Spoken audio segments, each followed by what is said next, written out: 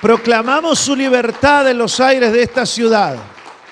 Proclamamos su señorío sobre esta congregación y sobre toda alma en esta ciudad.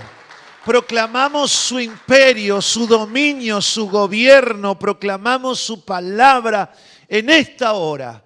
Proclamamos que ángeles ministradores están aquí para animar, para fortalecer, para sanar, para vigorizar a los santos. Proclamamos, Señor, tu grandeza en medio nuestro y tu presencia consciente. Y toda la iglesia dice, amén. Tomen asiento. Damos gracias a Dios por este hermoso tiempo de adoración. Damos muchas gracias a Dios por su presencia consciente en medio nuestro. En estos días estamos hablando de algo que muy comúnmente ocurre entre los seres humanos, que es juzgarnos los unos a los otros. No somos jueces, somos hacedores de las leyes, pero tenemos una especie de vocación por juzgar al otro, por valorar continuamente sus conductas, a ver si transgrede o no una ley moral, a ver si está en el estándar que yo tengo, moral, espiritual, en fin. Estamos siempre como determinando un veredicto sobre alguien si hizo bien o si hizo mal. Si habló bien o habló mal. ¿Qué dice la Escritura sobre esto?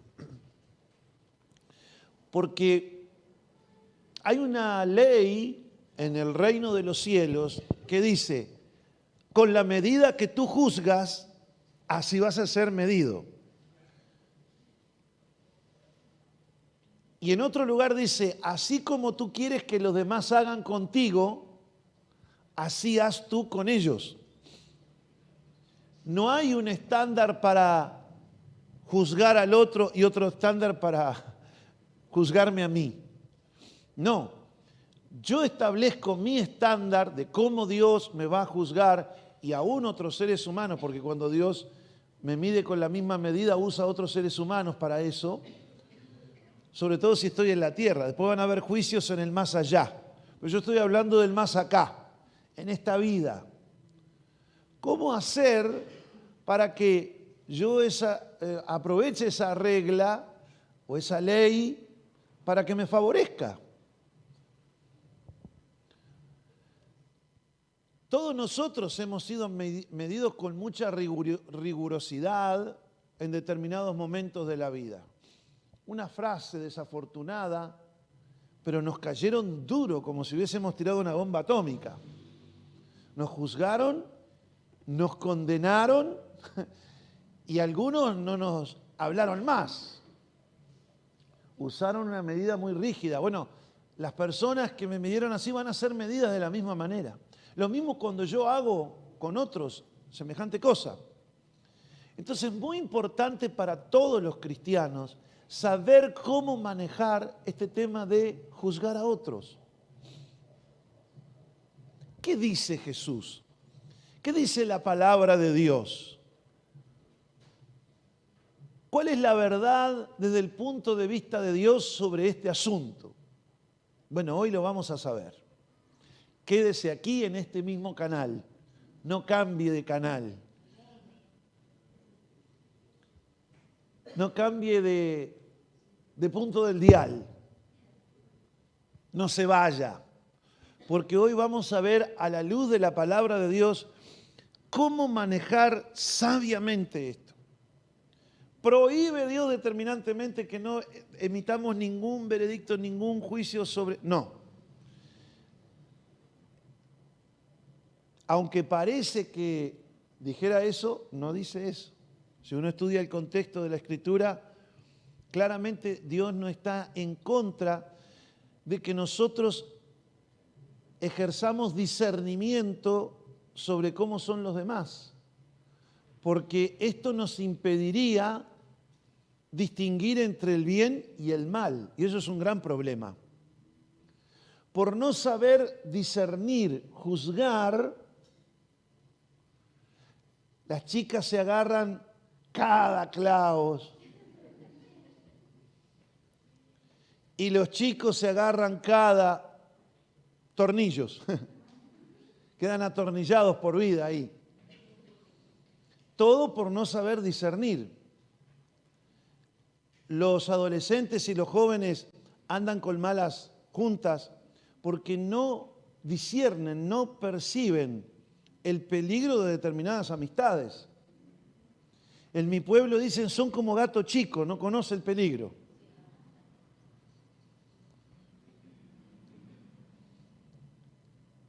A veces hay ignorancia, hay otras veces que falta años de vida, que uno a los golpes va aprendiendo, pero ¿cómo tienen que ser los hijos de Dios? ¿Tienen que ser incautos?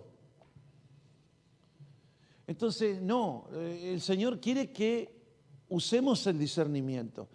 Y Él quiere que tengamos discernimiento sobre las situaciones y sobre las personas, porque eso nos permite evitarnos problemas, huir de los peligros. Pero una cosa es eso y otra cosa es que, sumado a nuestro discernimiento, condenemos y tengamos actitudes rígidas y duras para con los demás, más allá de la cuenta, porque eso hace que en algún momento esa medida nos vuelva a nosotros. Y no nos va a gustar cuando nos traten de esa manera. Cuando personas tengan prejuicios sobre nosotros y nos resistan o nos ataquen, ataques preventivos, las personas prejuiciosas no son felices. Entonces, tampoco irnos al lado de ser prejuicioso y de estar condenando a todo el mundo. Tenemos que establecer una regla equilibrada. Y de eso vamos a hablar en esta noche. Primero, vamos a ver cómo nos juzgamos a nosotros mismos.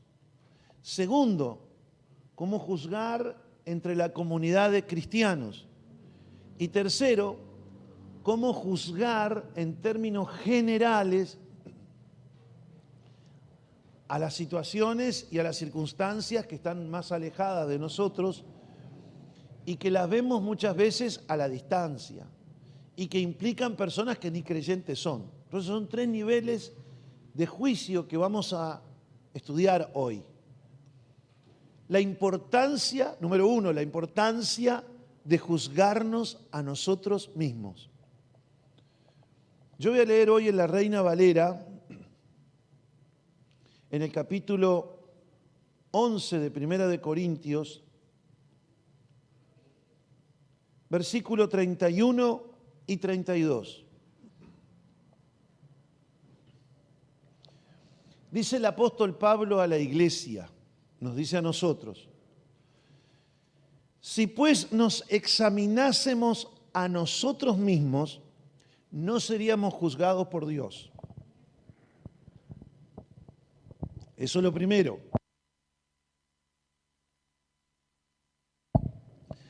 Mas siendo juzgados por Dios, somos castigados por el Señor, para que no seamos condenados con el mundo.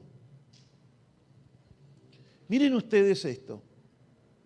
Si nosotros desarrollamos el hábito de examinar nuestras conductas, lo que hablamos, cómo reaccionamos, si realmente lo hicimos conforme a la palabra de Dios, si realmente conforme al carácter de Dios, a la naturaleza de Dios, si hablamos como Dios hubiese hablado o no hablamos como Dios hubiese hablado, si nos examinásemos a nosotros mismos, nos juzgásemos a nosotros mismos, encontraríamos yerros que corregir.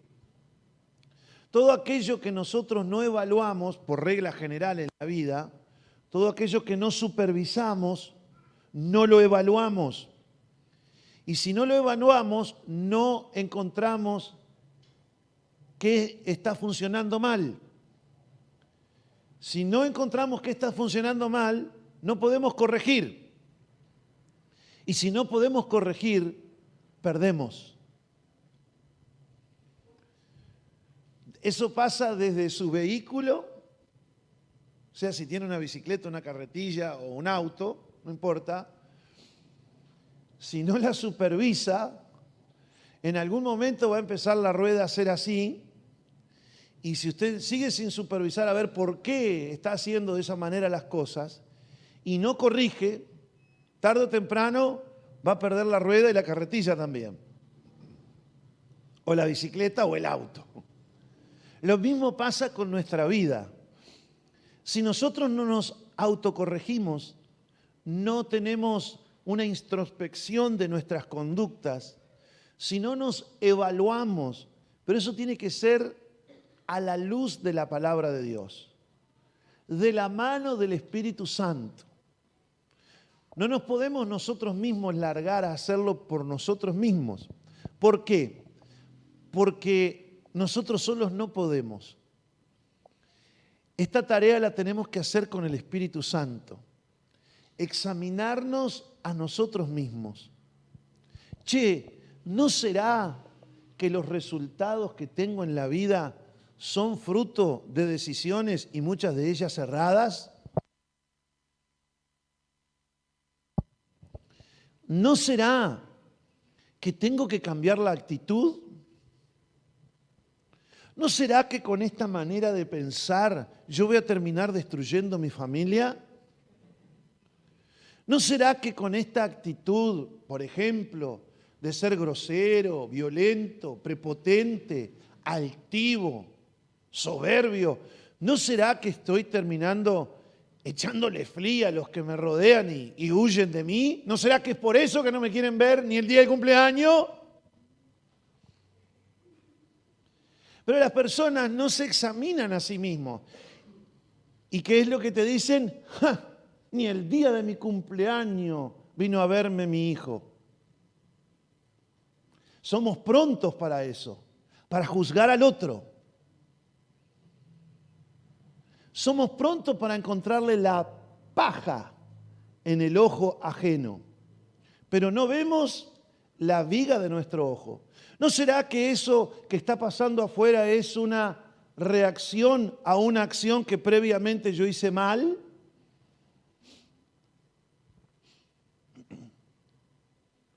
¿No será que estoy ya hinchándole las neuronas y dejándole las orejas calientes a mi prójimo? Por eso, cada vez que me ve, agarra por la otra vereda.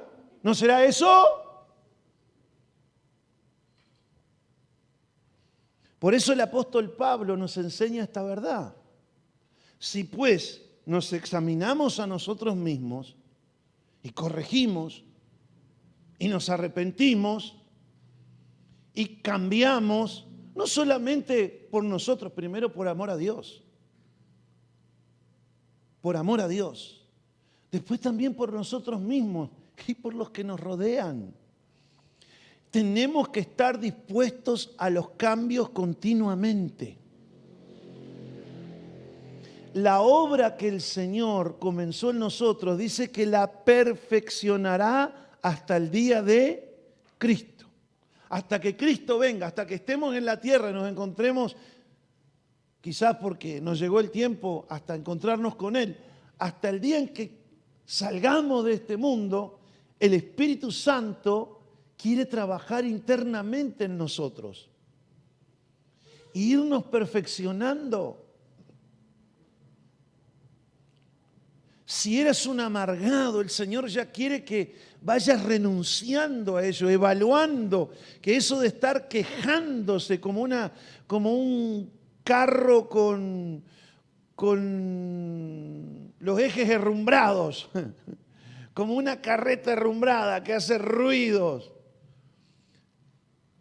como los buses de alguna empresa de autobuses interdepartamental por ahí, que vas adentro y parece que fueras dentro de un tren o de una lata de sardina con ruedas.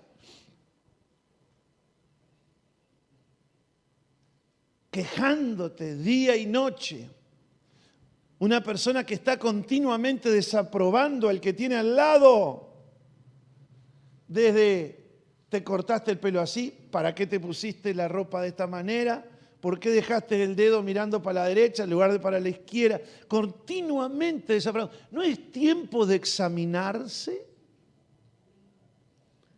¿No es tiempo de tratar de encontrar el tronco en nuestro propio ojo? Eso es lo que dice el apóstol Pablo. Si ustedes se examinan en la forma en que actúan y van de la mano del Espíritu Santo por un lado y con la palabra de Dios, que es una antorcha que alumbra en lugar oscuro, es lumbrera a nuestros pies, vas entrando por los recovecos de tu psiquis, de tus emociones, y vas viendo que hay cosas que son tóxicas en tu vida.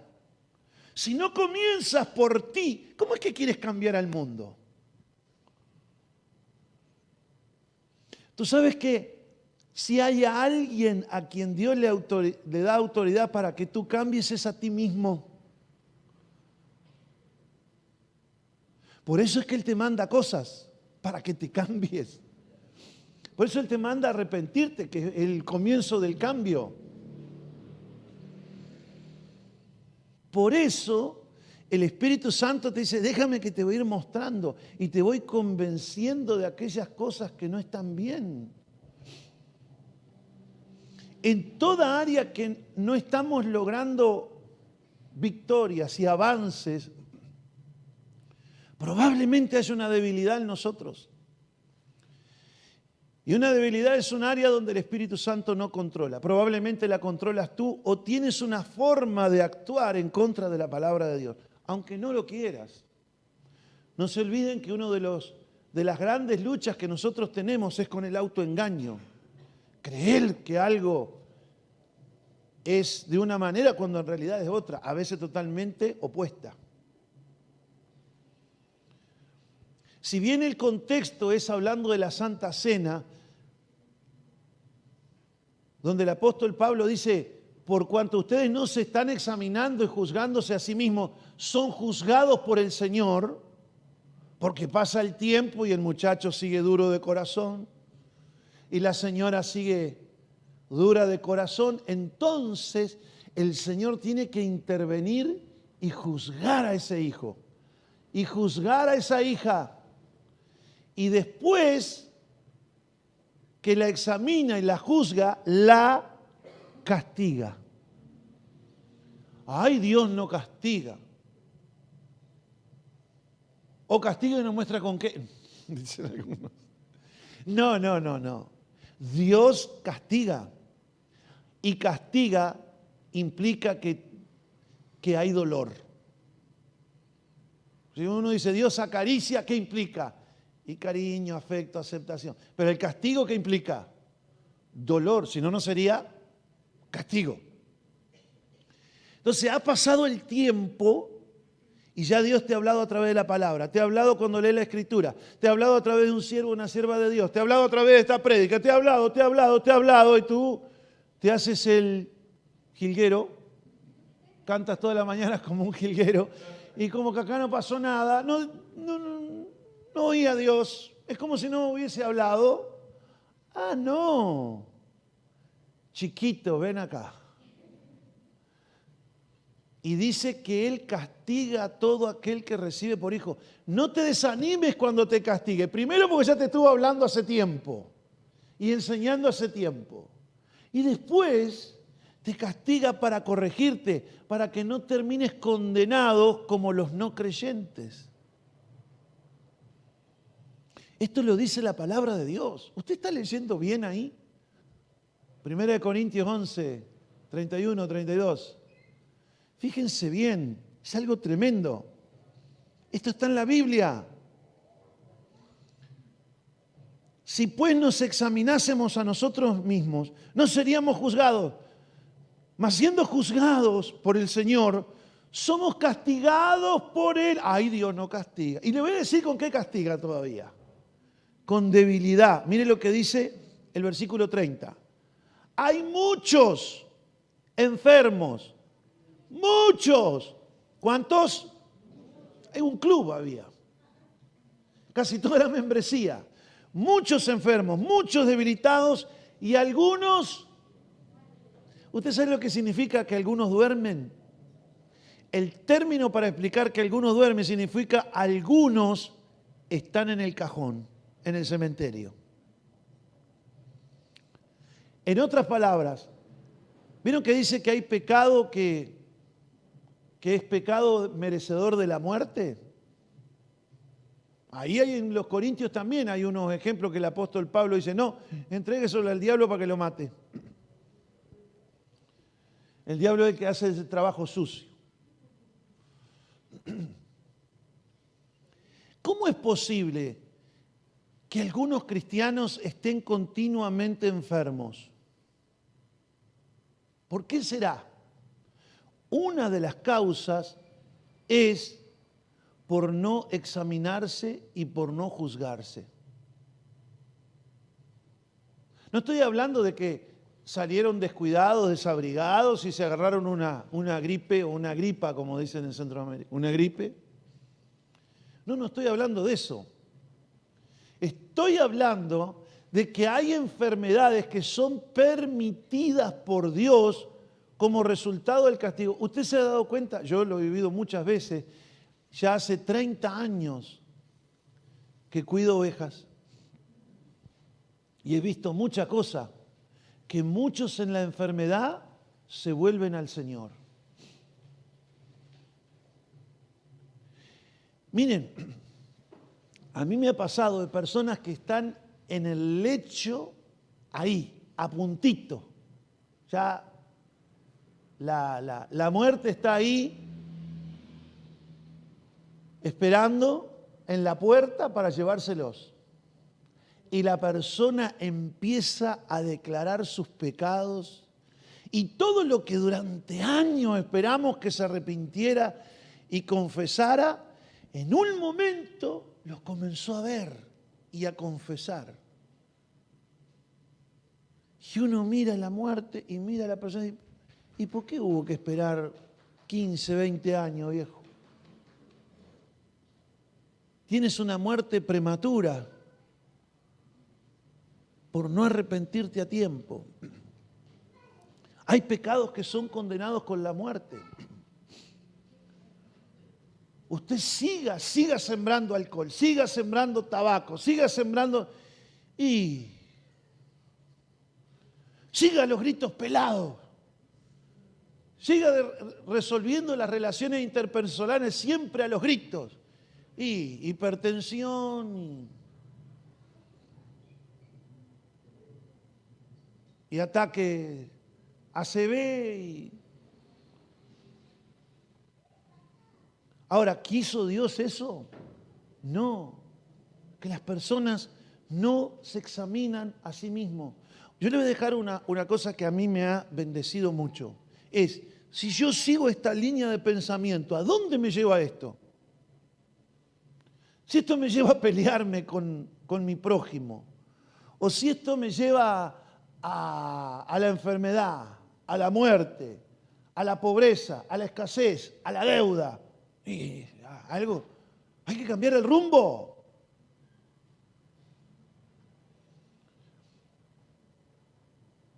Somos prontos para acusar a los de afuera, cosas que ocurren como consecuencia de nuestros yerros. Después los demás, algunos responden bien, otros mal, no importa, pero los demás se llevan la carga y las culpas por lo que yo generé. Me acuerdo en los años 80, recién habíamos comenzado la democracia, ¿no? Entonces había una serie de políticos que decían, no hay que pagar la deuda externa, porque la deuda... ¿Y quién pidió prestado? Nosotros pedimos.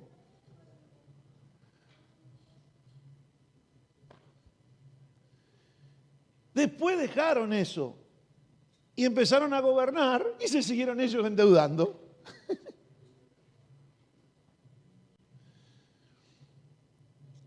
Porque eso de gastar más de lo que entra es una costumbre más antigua que el agujero del mate.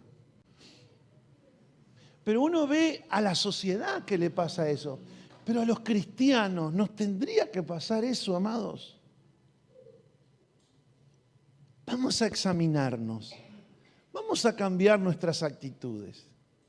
Quizás Dios no te está demandando que cambie las circunstancias, pero Él te está diciendo, change your attitude. Cambia tu actitud. Cambia tu forma de pensar. ¿Por qué lo tratas así a tu esposo? Porque él... No, lo tratas así porque tú quieres tratarlo. Porque tú decides ser así. No, porque él... Bueno, pero si él maldice, ¿por qué tú no bendices? Que es lo que el Señor quiere. Si él no quiere cambiar, ¿por qué no oras e intercedes por él? Y viceversa, ¿no? O sea que tú estás justificando con lo que supuestamente el otro hace mal, tú justificas tu mal. Examínate a ti mismo a ver si estás haciendo lo que tú dices que le has creído a la palabra de Dios. O tú eres santa porque Él es santo. No, uno tiene que estar apartado de lo malo porque Dios es santo. Nuestra medida es Él. Ahora fíjese que entra una moda de las tantas que hay de no bañarse. Entonces, no, yo no me baño porque los demás no se bañan. Discúlpeme, yo iría contra la corriente en ese sentido. ¿A cuánto le gusta bañarse? Bueno, báñense por fuera y háganse higiene mental. Háganse higiene emocional. Los agarré, ¿eh? Háganse higiene espiritual, examínense a sí mismos, busquen los recovecos, el ombligo del alma, búsquense las áreas más escondidas de la mano del Espíritu Santo y con la antorcha de la palabra de Dios y saque todo lo que huele mal primero dentro. Celos, pleitos, iras, contiendas, enemistades, disensiones, lascivias, lujurias, fornicación. Algunos toman, ayer leí un pasaje que dice que Israel tomaba como cosa ligera la fornicación y bueno, todo el mundo lo hace. ¡No! ¿Cómo yo me voy a atrever a hacer algo que sé que el Señor está desaprobando?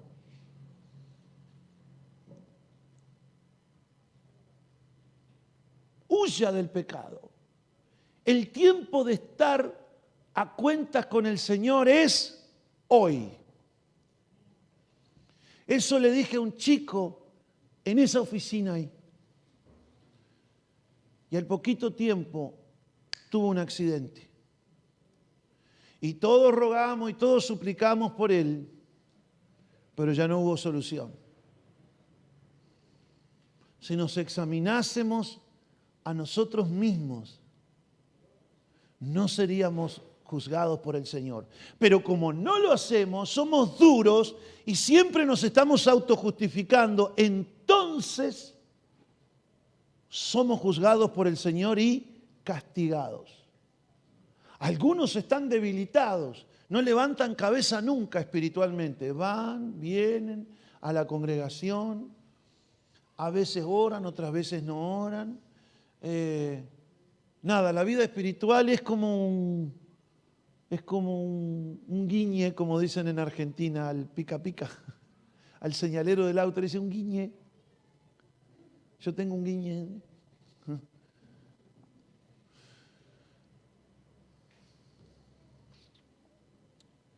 Intermitentes. Como dicen los jóvenes, flashean, pastor. Aparece la luz, te encandiló y se fue. Te quedaste en la oscuridad otra vez. ¿Por qué pasa eso? Porque no se examinan. Ahí está la señora que le dice, deja esa dama, Juana. Y dicen, mi mujer es re pesada. ¿Y qué quiere, viejo? Tiene miedo hasta de prender la cocina, la estufa, porque está todo con olor a alcohol en tu casa. Tiene miedo que el gas explote todo. No, yo y mi mujer otra vez. Y bueno, viejo, dejate de ver pornografía, dejate de... ya está. ¿Dónde vas a terminar con eso? Con esa manera de pensar, ¿dónde te está llevando? Ay, no me deja ver mi hija. Por supuesto. Cualquier madre va a proteger a su hija, madre normal, de un degenerado.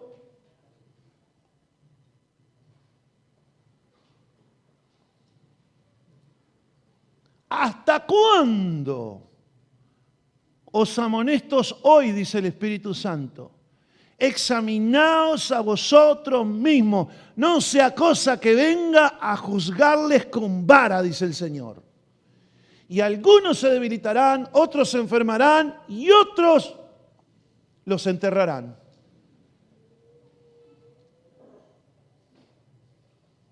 Vamos a la segunda. Se va a la segunda, decían en campaña cuando estaban en las kermeses.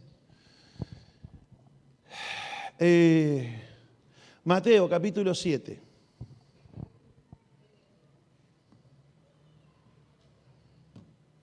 Versículo 1. Mateo. Disculpe que lo estoy buscando en mi celular. La niña lo está poniendo en la pantalla. Mateo capítulo 7, versículo 1 y 2. Leo en la Reina Valera. Jesús está hablando en el Sermón del Monte. Muchas veces este pasaje se saca de contexto. Se lee así el texto. Y no vemos que Jesús viene hablando previamente de determinadas cosas. Una de las cosas que el Señor hacía es, miren cómo les enseñan los fariseos, oíste que fue dicho, y miren lo que yo les enseño. Previamente el Señor está hablando de muchas hipocresías, del ayuno, de la oración, de visitar a las viudas para que lo vean, de juzgar a otros superficialmente. Entonces el Señor le dice, no juzguéis para que no seáis juzgados. Algunos piensan, dicen, no, entonces todo el mundo, sobre todo algunos creyentes dicen, cuando los confrontan con sus errores y sus yerros, dicen, no juzguéis. Y te lo dicen en español todavía, vamos, no juzguéis, hombre, ándale. No juzgues. No juzgues. Yo puedo hacer lo que quiera con esta metralleta. Pa. No juzguen. No, pecadores. No juzguéis para que no seáis juzgados. Porque con el juicio que juzgáis, porque siempre que se juzga, hay un juicio. Hay un veredicto. Porque con el juicio con que juzgáis, seréis juzgados. Y con la medida con que medís os será medido. Miren el contexto. ¿Y por qué? Hablando de lo mismo. ¿Por qué miras la paja que está en el ojo de tu hermano y no echas de ver la viga que está en tu propio ojo? En otras palabras, no juzguéis significa, tú estás tan preocupado en sacarle la paja al ojo ajeno, entre comillas, estás preocupado porque se le va a hacer una infección, Y tú no te sacas una viga. Y el Señor hablaba de las vigas, esto es una hipérbole, ¿no? Como diciendo que era un palo grande, grueso, que usaban para hacer las construcciones en la antigüedad. El Señor tenía cierto sentido del humor cuando enseñaba, ¿no? Mira, dice, mira, tú estás sacándole una pajita en el ojo y tú tienes un tronco de árbol metido en el ojo, ¿no? Después dicen, ¿y a quién salió de humor el pastor? Salió al maestro. Mi maestro es así, tiene humor. Entonces, miren, en otras palabras, Jesús dice, tú que tratas de encontrarles el pequeño defecto al otro, haces peor. Haces eso y cosas peores. Eres inexcusable, como dice Romanos en el capítulo 2. Eres inexcusable porque tú juzgas a otro y tú mismo haces igual o peor. Entonces, ese tipo de juicio es lo que el Señor no quiere que hagamos con ninguna persona. Por eso, primero, ¿qué tratamos? Juzgarnos a nosotros mismos. Eso es lo primero. Después dice, hipócrita, saca primero la viga de tu propio ojo, entonces verás bien para sacar la paja del ojo de tu hermano. Entonces, ahí sí, sacar la paja significa juzgar. Primero acomódate tú el ojo que tiene un tronco y después trata con el hermano. O sea, no seas hipócrita. ¿Por qué dice, pastor, eso? Porque acá Jesús en el verso 5 dice, ¡hipócrita!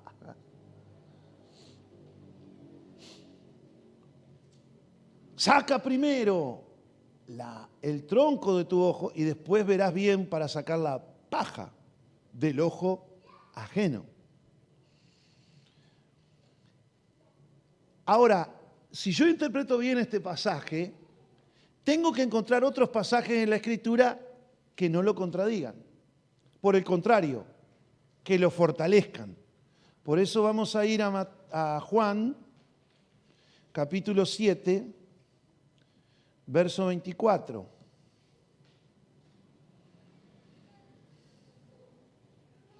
No juzguéis según las apariencias. ¿Vieron que nuevamente dice no juzguéis? Según las apariencias, sino juzgad. No juzgues por apariencia. No cobres al grito, como los jueces. No juzgues, como decía en el Sermón del Monte, como un hipócrita. Haces tú las cosas peores y te quieres poner juez de otro. Y a los fariseos decía, no juzgues superficialmente, sino juzga, y ahí vuelve otra vez a decirle, no está mal que juzgue, pero juzga con justo juicio. ¿Cómo juzgo con justo juicio? Primero, yo practico la palabra de Dios. Yo cambio mi forma de ser y de pensar y la alineo a la voluntad de Dios. Y luego que yo estoy bien, puedo ayudar al otro. Por eso muchas veces las personas que salen de situaciones o de pecados o de ataduras duras pueden ayudar a otros en esa área. Dios les da la gracia de ayudar a otros. Para que se cumpla el dicho popular que dice no hay mejor cuña que la del mismo palo. Personas que Dios ha sacado de determinado tipo de situaciones pecaminosas, prostitución, adulterio, no sé, uso problemático de drogas. Y esas personas, luego que son sanadas, restauradas, pueden ayudar y comprenden mejor al otro, lo tratan con compasión, con paciencia, y les ayudan a salir del pozo en que se encuentran. Ahora bien, vamos a ver cómo juzgarnos entre creyentes. ¿Se acuerdan? Juzgarse a sí mismo, juzgar a la gente en general. Ahora, uno dice, ¿qué pasa si yo juzgo a la gente. No, no. Una cosa es juzgar para discernir y otra cosa es juzgar para condenar. Eso es diferente. Cuando yo juzgo para discernir, yo puedo distinguir, por ejemplo, como dice más adelante en el capítulo 7 de Mateo, puedo discernir entre lo que es un falso profeta a un profeta verdadero. Puedo discernir entre un abusador, un manipulador, un falso pastor, un falso obrero, un obrero fraudulento, un falso apóstol y uno verdadero. Eso me da discernimiento. Ese tipo de juzgar se trata. Luego que yo juzgo, tomo una decisión sabia en base a eso, por ejemplo, de cuidarme, por ejemplo, de no escuchar, por ejemplo, de no comulgar con ciertas cosas que ellos hacen. ¿Por qué? Porque todo eso deviene del juicio del juicio de valor que yo tengo internamente. Nosotros no somos jueces que determinemos la condenación moral de la sociedad, por ejemplo. Para eso hay jueces debidamente instituidos, hay magistrados. De hecho, el apóstol Pablo dice en Romanos 13 que dice que son servidores de Dios. Ahora, cada uno haga bien su trabajo, porque son servidores de Dios. La palabra que Dios usa a través del apóstol Pablo ahí para magistrado tiene que ver con diaconía. Son servidores de Dios para el ejercicio de la justicia en la sociedad civil. Ahora, ¿qué pasa con los juicios que hace el creyente en su comunidad, en la iglesia o en la comunidad cristiana donde vive? Vamos a la palabra de Dios. Primera de Corintios, capítulo 6, verso 1 al 8. Primera de Corintios 6, 1 al 8. ¿Osa alguno, o sea, se atreve alguno de vosotros, cuando tiene algo contra otro, ir a juicio delante de los injustos y no delante de los santos? En otra palabra, cuando hay una comunidad cristiana como esta y hay un problema, uno lo contrató al otro y no le pagó, o le pagó una parte y le debe, ¿osa alguno en llevar eso ante los tribunales? Puede hacerlo, y sí puede hacerlo, todo le es lícito. Pero ¿es lo que conviene?, dice el apóstol Pablo.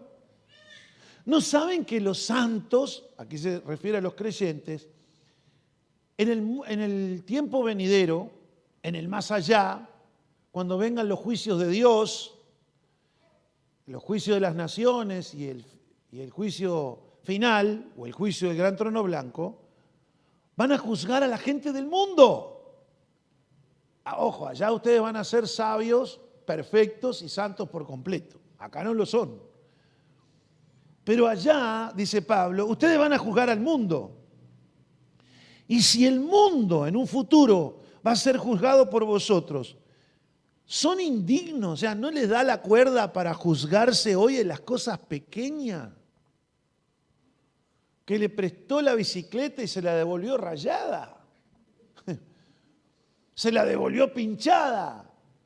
¿No pueden juzgar esas cosas entre los cristianos? ¿Tienen que andarse haciendo juicio ante los tribunales de este mundo? ¿No saben que hemos de juzgar a los ángeles? Y se refiere esto a los ángeles caídos, a los demonios. Porque los ángeles perfectos no los vamos a juzgar. No hay nada para juzgarle. Pero vamos a juzgar a los principados, a las potestades, óiganlo bien, a los gobernadores de las tinieblas de este siglo, a los huestes espirituales de maldad, a los seyú, a los viejos caboclos, a los yucabeira, a los trancarrúas, a la pompallira. Los hemos de juzgar. Y ellos saben que yo sé que los hemos de juzgar. No se preocupen, es a ellos que les estoy hablando. No se sientan identificados.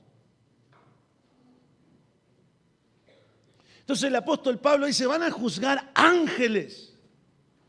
¿Cómo no van a poder juzgar las cosas pequeñas? A veces entre los matrimonios. No hay entre ustedes personas sabias, dice el apóstol Pablo. Dice, si pues tenéis juicio sobre cosas de esta vida, ponéis para juzgar a los que son de menor estima en la iglesia.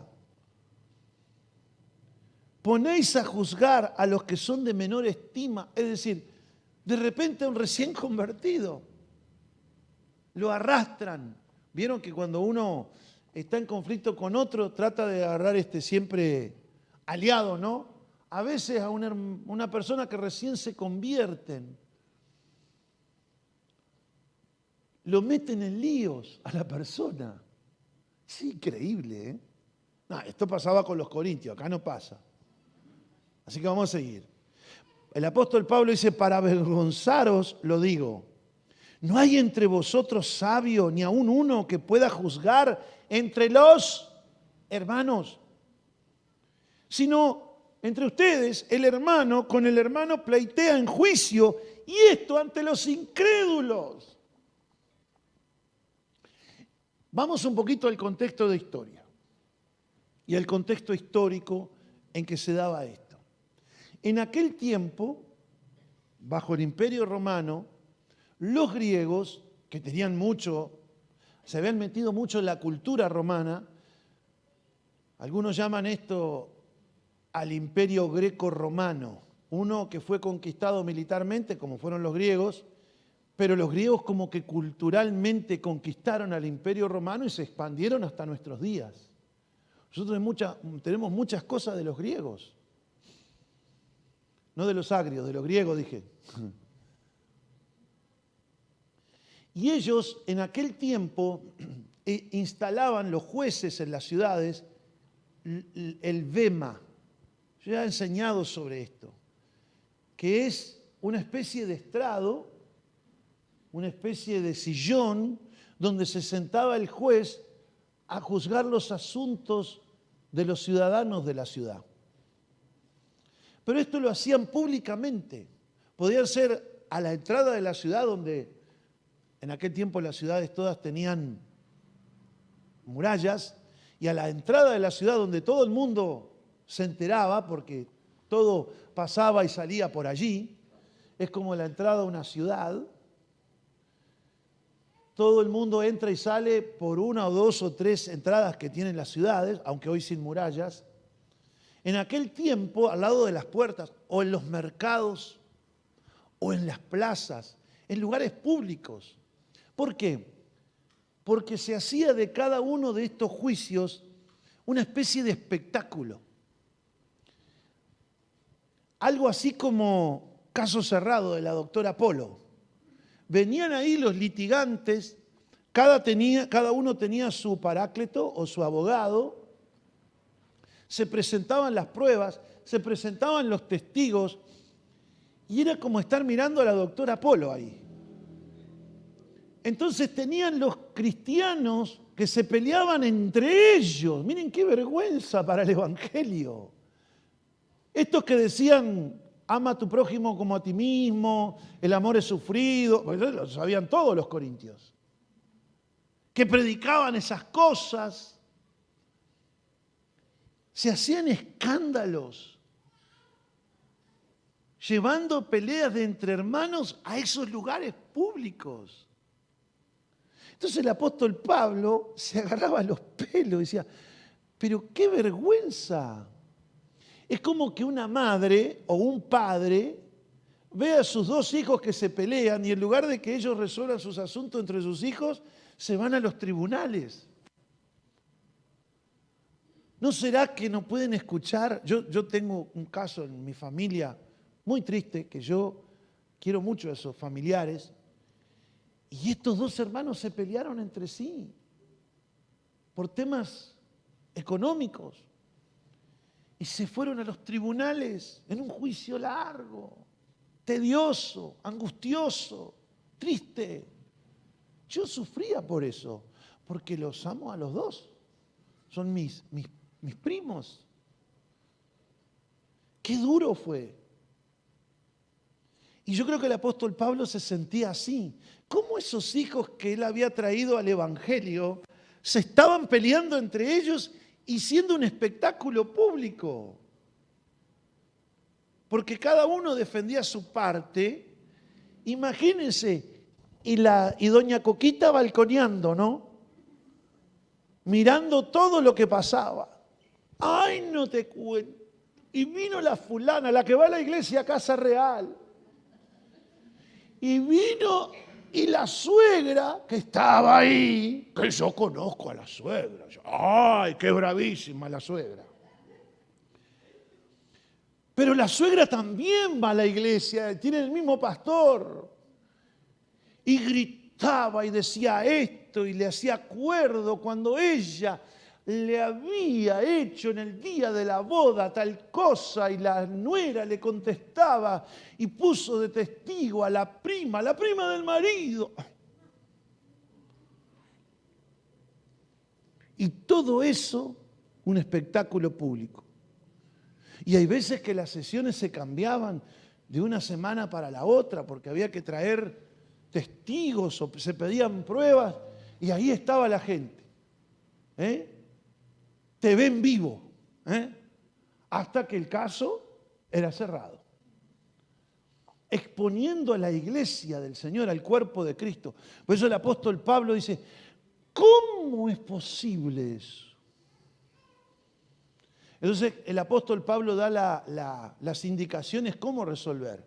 Tienen que buscar entre ustedes personas sabias, maduras, no más duras, maduras, espirituales, que con espíritu de mansedumbre les corrija, que ambas partes acepten que lo que deriva ese hombre o esa mujer de Dios, eso iba a ser.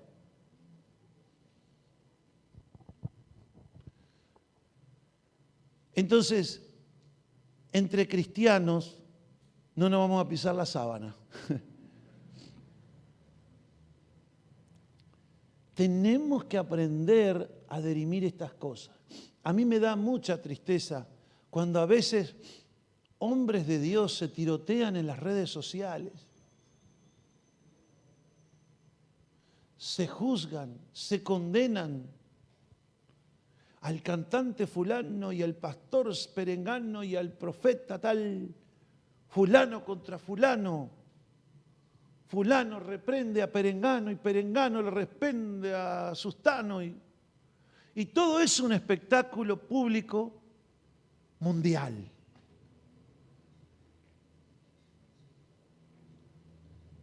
¿Cómo es posible? Y después cada uno toma partido. No, yo soy de los que estoy de acuerdo con esto y otros defienden a la otra parte. Acordémonos lo que dice el apóstol Pablo, de venir a estar a cuentas a solas con nuestro hermano. Y si no, llevar el caso ante una persona espiritual. Por eso Salomón, y con esto ya termino, por eso Salomón, en Primera de Reyes, vamos a buscar Primera de Reyes,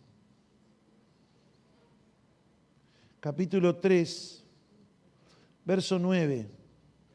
Cuando Dios se le aparece a Salomón, después de ofrecer su sacrificio, le dice, pide lo que quieras. Salomón, que ya conocía cómo era la realidad del pueblo, y él tenía que liderar, tenía que gobernar, quedó en lugar de su padre como rey, lo primero que dice es, mira, yo no sé qué hacer con esta gente. Son muchos y yo no sé ni entrar ni salir.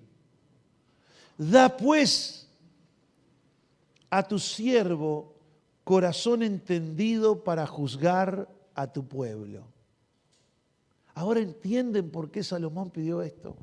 Algunos dicen, Salomón pidió sabiduría. En realidad Dios le dio sabiduría para juzgar. Sí, no hay duda, el contexto lo afirma. Pero en realidad lo que pidió Salomón fue sabiduría para juzgar entre la suegra y la nuera, entre el pastor peteco y el diácono sustano.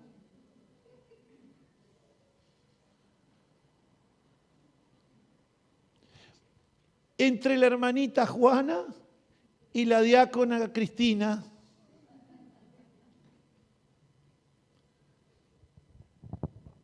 Porque además la comunidad para Salomón eran millares, millones de judíos, de israelitas, que se iban a prestar dinero entre ellos, que se iban a hacer negocios entre ellos, que se iban a divorciar entre ellos. Ya conocía todo ese mambo. Además ya a Moisés le había pasado eso. El pobre Moisés quedó pelado, sin ni un pelo, un huevo le quedó. Entonces Salomón dice, da pues a tu siervo corazón entendido para juzgar a tu pueblo, a mis hermanos.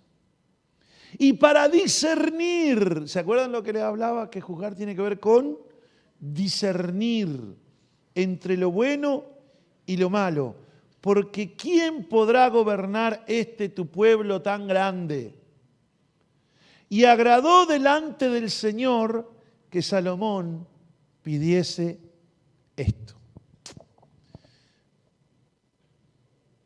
Está linda la palabra de Dios, ¿no? Bueno, ahora hay que ponerla en práctica. A Dios la gloria. A Dios la gloria. Démosle la gloria al Señor y la alabanza. Pongámonos de pie.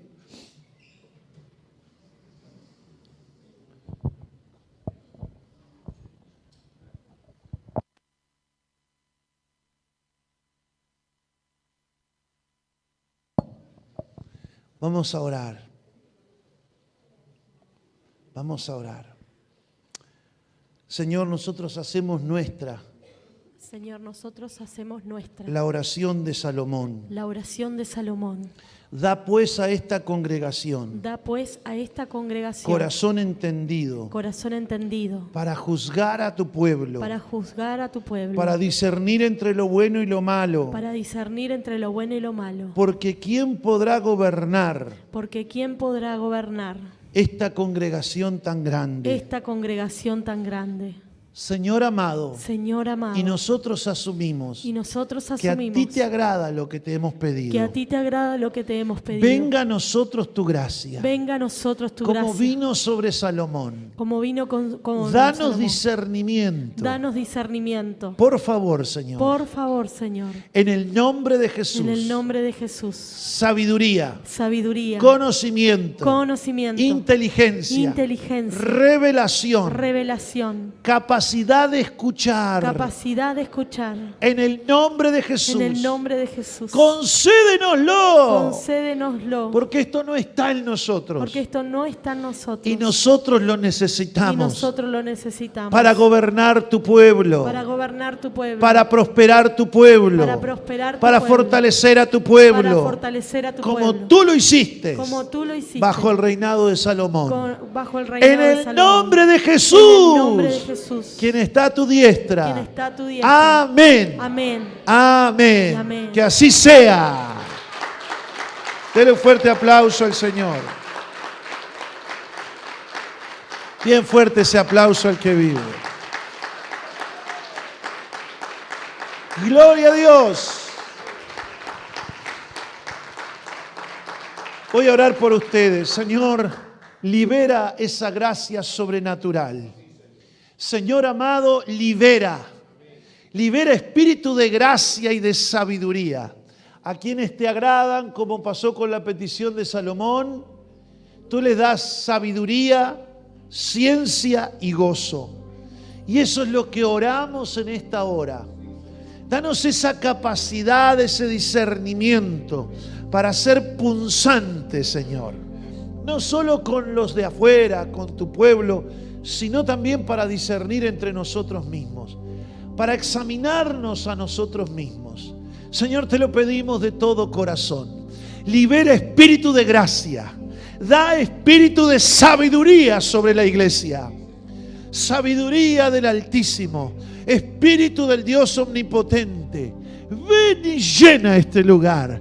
Cae sobre este lugar. Controla corazones, mentes, pensamientos, las intenciones y el corazón. Y bendice a la iglesia. Bendice, Señor, que nadie se vaya de aquí como ha venido, que todos sean fortalecidos. Si alguno ha venido enfermo, Señor, que por tu gracia, porque tú eres el sanador, sánale en esta misma hora.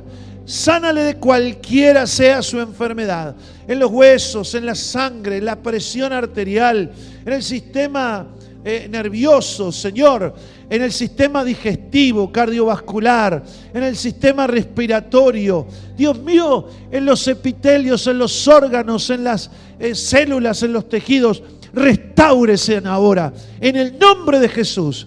Los espíritus que afectan estas vidas, Señor, espíritus de enfermedad, que salgan de estos cuerpos, salgan de estas mentes, y tu pueblo sea libre, bendecido y fortalecido, cuerpo, alma y espíritu. Amén y amén.